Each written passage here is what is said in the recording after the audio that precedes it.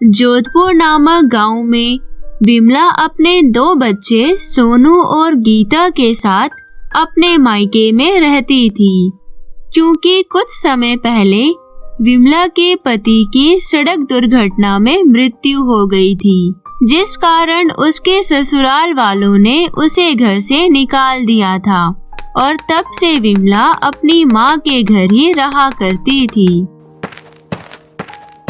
अरे गीता, आज घर में बहुत काम है।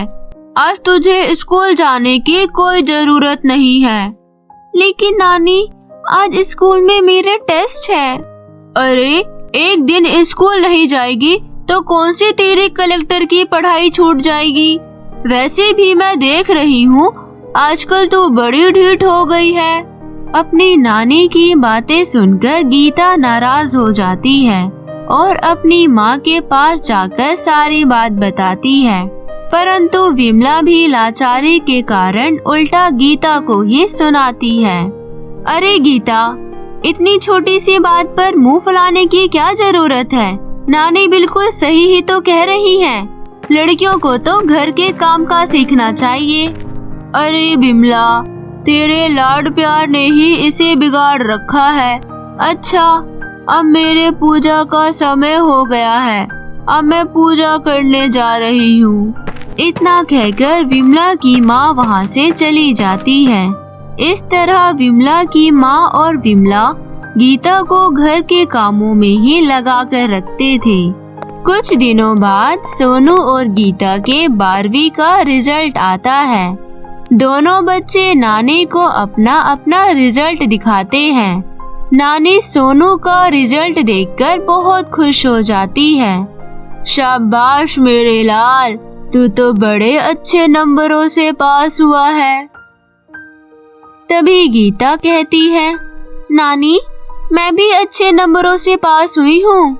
नानी गीता की बातों को अनदेखा करते हुए कहती है, हाँ हाँ ठीक है, अब खड़ी यहाँ क्या कर रही है। जा जाकर मेरे लिए चाय बना कर ला।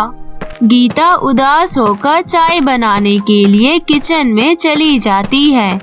तभी सोनू कहता है, नानी, मैं क्रिकेट की कोचिंग सेंटर में एडमिशन लेना चाहता हूँ। अरे वाह सोनू बेटा, ये तो बड़ी अच्छी बात कही। तू कल ही अपना एडमिशन करा ले। जितनी भी फीस होगी मैं दे दूंगी। अरे एक दिन मेरा सोनू सचिन तेंदुलकर बनेगा। इस तरह अक्सर नानी सोनू को बहुत लाड प्यार देती और गीता के साथ हमेशा दुर्व्यवहार करती थी। कुछ दिनों बाद विमला और विमला की माँ दोनों माँ बेटी मिलकर सोनू का एडमिशन एक अच्छे कॉलेज में करवा देते हैं, लेकिन गीता का एडमिशन नहीं करवाते।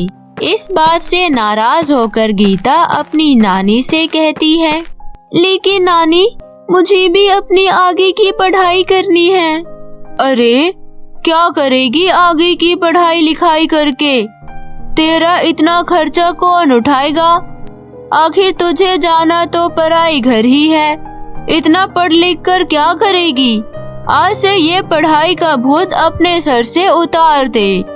इतना कहकर गीता की नानी वहाँ से चली जाती है। उस दिन के बाद से गीता की पढ़ाई हमेशा के लिए छूट जाती है और उसकी नानी उससे घर के सारे काम करवाने शुरू कर देती है। इस तरह उसका सारा दिन घर के कामों में ही बीत जाता था। कुछ दिन बीत जाते हैं। फिर एक दिन गीता के नाना जी छुट्टियों से लौटकर घर वापस आते हैं। गीता को घर के काम करते देख नाना जी कहते हैं, अरे गीता बेटा, तुम स्कूल नहीं गई आज? नाना जी, नानी ने मेरा एडमिशन कराने से मना कर दिया। वो कहती है घर पर रहकर घर के काम करना सीख। गीता की बात सुनकर नाना जी को अपनी पत्नी पर बहुत गुस्सा आता है और वो कहते हैं, अरे सावित्री, आगे की पढ़ाई के लिए गीता का एडमिशन कॉलेज में क्यों नहीं करवाया? आखिर यह तुम्हारी बेटी की ही बेटी है, तो फिर इसके साथ ऐसा व्यवहार क्यों? अरे लड़की जात है, ज्यादा पढ़ लिख कर क्या करेगी? वैसे भी शादी के बाद तो इसे घर के काम ही करने हैं ना। तुम किस जमाने में जी रही हो सावित्री? अभी अपने बेटी कमला को ही देख लो। अगर यह पढ़ी लिखी होती तो अपने पति की मृत्यु के बाद अपने दम पर कुछ कर सकती थी, परंतु अनपढ़ होने के कारण इसे हमारा सहारा लेना पड़ रहा है। गीता की पढ़ाई छुड़वाकर तुम गीता का भविष्य कमला की तरह खराब करना चाहती हो, लेकिन मेरे रहते ऐसा बिल्कुल नहीं होगा। गीता बेटा, कल ही तुम्हारा एडमिशन एक बहुत ही अच्छे कॉलेज में होगा। तुम जितना चाहे उतना पढ़ लो। मेरे होते हुए तुम्हें किसी भी बात की चिंता करने की कोई जरूरत नहीं है। अपने नाना से हौसला पाकर गीता बहुत खुश होती है और कहती है, जी नाना जी, मैं खूब मन लगाकर पढ़ाई करूंगी और बड़ी होकर कलेक्टर बनूंगी। यह हुई ना बात। शाबाश गीता। तो दोस्तों, हमें इस कहानी से ये सीख मिलती है कि लड़का हो या लड़की, हमें दोनों को आगे बढ़ने का मौका देना चाहिए। तो कैसी लगी आपको हमारी ये अत्याचारी नानी? हमें कमेंट करके जरूर बताएं और अपने दोस्तों के साथ भी शेयर करें। और यदि आप हमारे चैनल मिनी एंजल टीवी पर नए आए हैं तो हमारे चैनल को सब्सक्राइब करना बिल्कुल ना भूलें। धन्यवाद।